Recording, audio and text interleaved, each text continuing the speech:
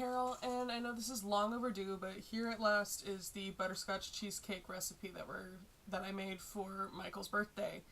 Now, first things first, you have to preheat the oven to 325 degrees. Next up, you have to line the bottom of the springform pan, and what I do is I actually put the parchment paper directly over the bottom and then put the rest of the springform on top. That way you get a nice, flat, crinkle-free place to get your crust set up. And then, of course, you've got all this excess parchment paper that you can just rip off. For the crust, you'll need some crushed up Nilla wafers, which is what you saw at the very beginning of this video, some brown sugar, and some melted butter. First, you have to combine the Nilla wafers and the brown sugar, and then you can mix in the melted butter. This is so that you can make sure that the crust is of the right consistency. It should feel kind of like coarse, slightly damp sand. Once you have your crust at the right consistency, you can start to form it into your actual crust inside of the baking pan. Now, before you put it in there, you'll want to use some non-stick cooking spray. I'm using olive oil spray. And once you've done that, then you can just dump everything inside and get it to the right sort of shape. Be advised, getting it to the right shape can be quite finicky and can take you a couple of tries.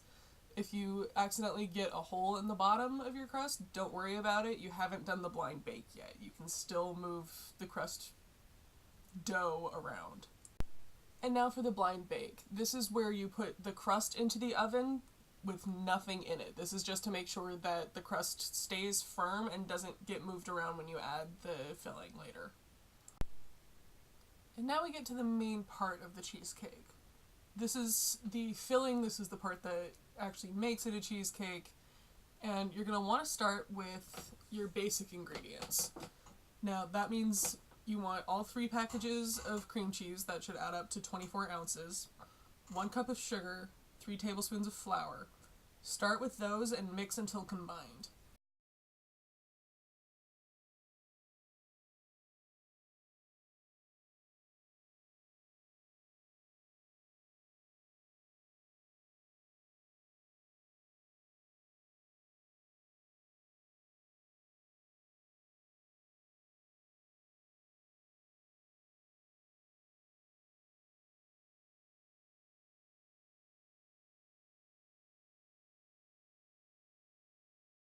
Once they are, then you start to add the eggs 2 at a time. You also want to add 1 teaspoon of vanilla at this point.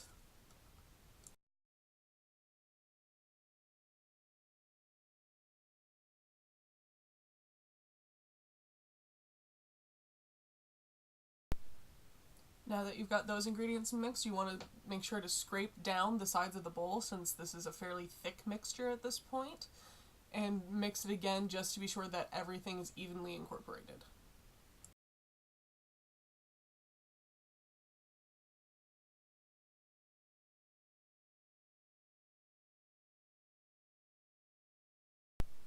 So now we have a basic, sort of unflavored cheesecake, and we're going to turn it into a butterscotch cheesecake by mixing together the butterscotch component of the filling.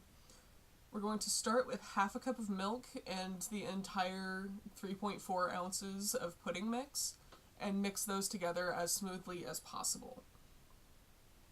Once that's done, we're going to take the other half cup of milk and 1 cup of butterscotch chips and heat them together over a high-medium heat. This is so that the butterscotch chips melt and we get something approaching a sort of syrup and that sort of consistency. Once you've gotten that consistency, then you add the pudding ball and mix until smooth. I would also advise acquiring one of these if you don't have one already. It's a hot pad holder thing that slips on over the handles of pots and pans. And if you have a lot of glass stoveware or cast iron stoveware, this thing seriously helps save your hands and keeps your full-size pot holders from catching fire.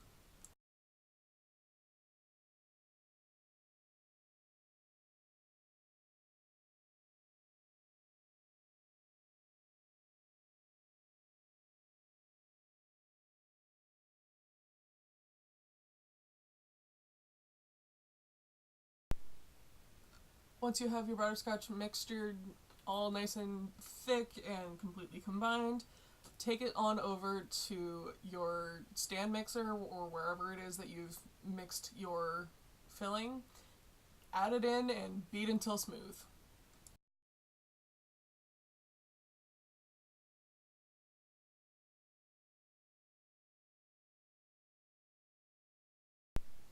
Now, before you put your filling into your crust, you want to prep the baking pans that you're going to be needing. This is because this is a cheesecake that is baked in a water bath. So what I'm doing here is just wrapping the baking tin in foil so that it can go inside of a much larger pan that will then be full of water. And at long last, we can just put the filling inside of the crust. Now, you want to get all of it in there. It doesn't really matter to me if there's a whole lot of air bubbles in there, because we're going to be doing what I refer to as sort of percussive air removal. This is using short, small drops in order to encourage the air out of the filling. Once you've gotten as much air out of your filling as you think you can, then go ahead and start putting water into your outer baking dish. You want it to hit about halfway to 2/3 up the sides of your springform pan. And now it's baking part 1.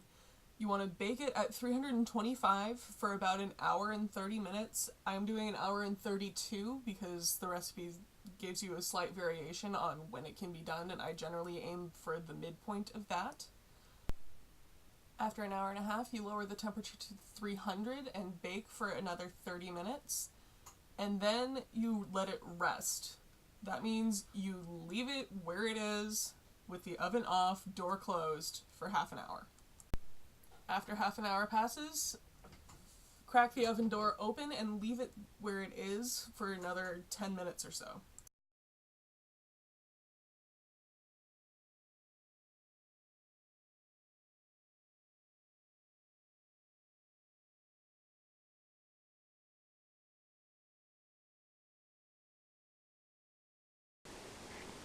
Okay, so the cheesecake is out of the oven entirely.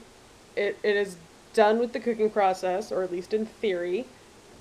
And it's still a little bit on the jiggly side, but hopefully being in the refrigerator overnight, and it's only about 2:35 right now.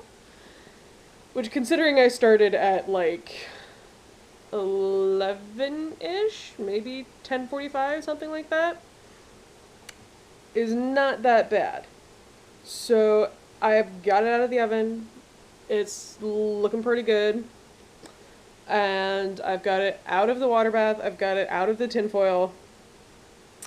I have the bottom somewhat dried off. And I have it covered in plastic wrap and into the refrigerator. So hopefully that will help really firm it up. The middle is still really, really liquidy, which is very concerning to me. But hopefully it'll actually set and do all the right stuff. So I'm going to give you a quick little sneak peek of it. And yeah, so this is what it's looking like. This is how it's being a little derp fizzled thing. And the topping syrup stuff I'm gonna do tomorrow, because I'm pretty sure that should be done like day of, especially since it's not actually in the directions until after it's cooled and chilled and firmed and all that good stuff, and frankly out of the spring pan. So let's pick this back up again tomorrow.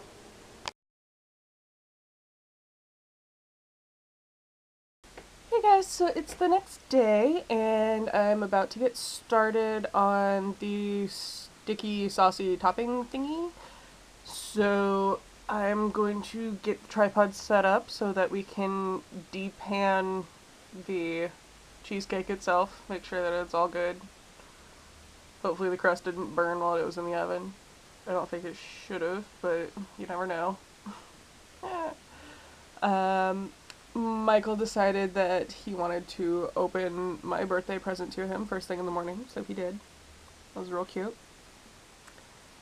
And he is at school and has to do a stupid Calc 3 test that's worth 10% of his grade on his birthday.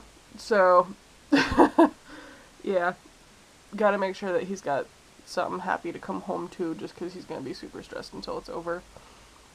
And let's get started, shall we?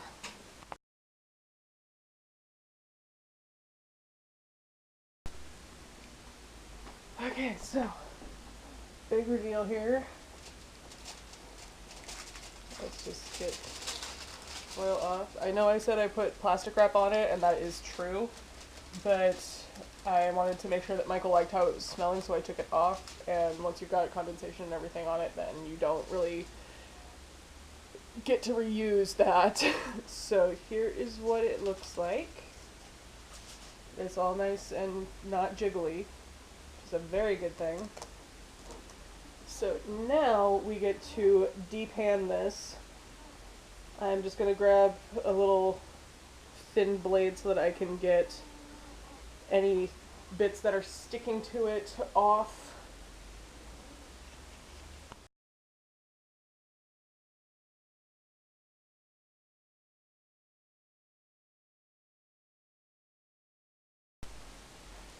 Okay, so we have successfully gotten it out of the pan, off of the base of it, and onto a plate.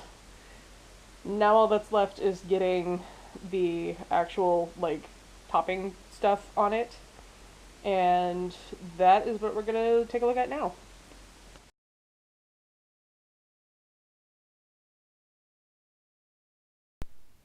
And now for the gooey bit on top. Now this is pretty simple. It's just a cup and a half of butterscotch chips and 4.5 tablespoons of heavy cream.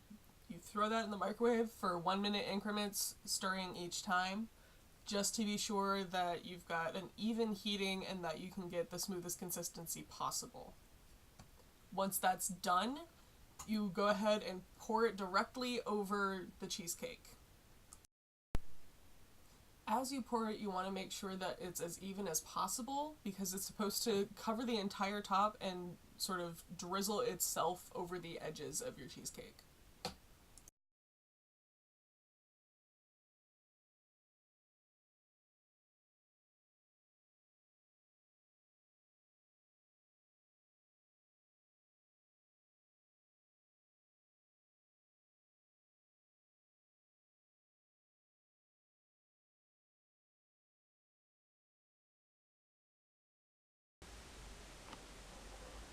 So there it is in all its glory so far. It is completely covered, and again, this is why we did the wax paper on the plate, so that there's as little actual mess and spillage as possible. Just gotta shift it over a tiny bit because that is concerning me. And at this point, I am going to attempt to put a large M in the middle of this thing and have it actually look pretty. So this is going to take a while. Okay, so this is the M that I'm going with. I'm going to attempt to recreate this in butterscotch chips, and oh goodness, wish me luck.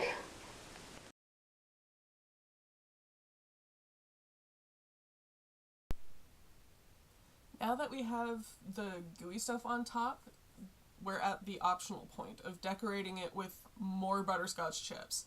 Now, I've already decided that I'm going to do an M on top for Michael.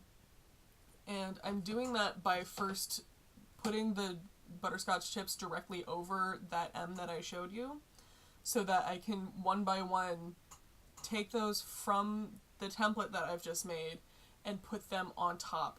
And I had originally intended for it to be centered, but that didn't end up happening because I was too tired to realize what I was doing. So instead we have it slightly off-centered, and it still looks really, really good once it's done.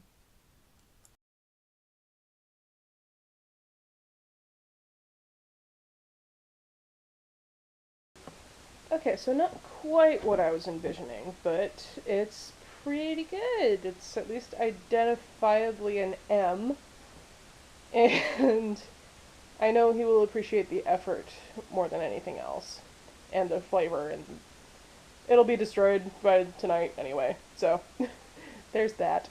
And he has plenty of butterscotch chips to just nom on at his leisure. But yeah, so that's the great butterscotch packed cheesecake thing. And I will probably let you guys know in a vlog what he thought about it. Bon appetit!